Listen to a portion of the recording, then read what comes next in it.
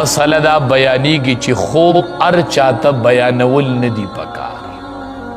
حدیث مبارک کې راځي الا حبیبا او لبیبا، خوب به دوه قسمه خلقو ته بیانوي چې کله خوب وویني. الا حبیبا او لبیبا، خوب بیا هغې کس ته بیانوي چې هغه ستا دوست وي، ستا خیرخوا وي، او بل دا چې هغه هوښیار وي،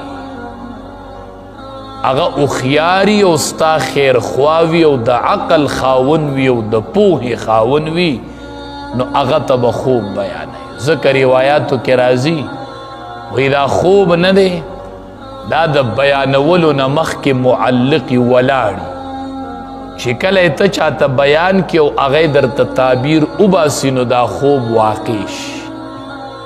اسې نه که هغې درله غلط تعبیر وباسي او دا خوب په غلط طرف ورشي، نو خوب به لبیب او حبیب ته بیانوي، خیرخوا ته د پوهې خاوند ته به بیانوي چې هغه درله صحیح تعبیر وباسي، نو دا خوب به په هغې تعبیر باندې واقع شي. نو د دې وجې نه خوب به هر چاته نه بیانوي، او چې لا د یری او د هیبت او خطرناک خوب وویني نو اډو چاته بیانوم او اډو ضرورت یې نشته، ځکه هغه به تعبیر وباسي او بیا به نتیجه خرابه راوځي. نو مه یې بیانوه. دا نه چې بیانول جایز نه دي، بیانولی شي خو بیانول یې ښه نه دي. لکه خپله نبی کریم صلی الله علیه وسلم د احد نه مخکې خوب ولیده، د احد د غزا نه مخکې خوب ولیده، وی زما توره چې ده ذوالفقار، دا د امام الانبیا د تورې نوم وی دا ماته شوې ده، او اوښان او غواګانې ذبحه شوي دي، علالي شوي دي.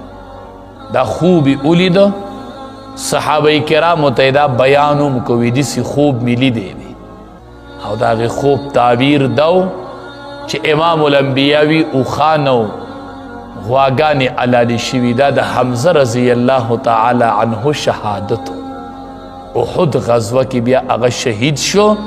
نو دا د امام الانبیا د خوب هغه تعبیر و چې امام الانبیا نبی کریم صلی الله علیه وسلم خوب لیدلی و. نو چې خراب خوب وویني ته نو دا چاته مه بیانوه.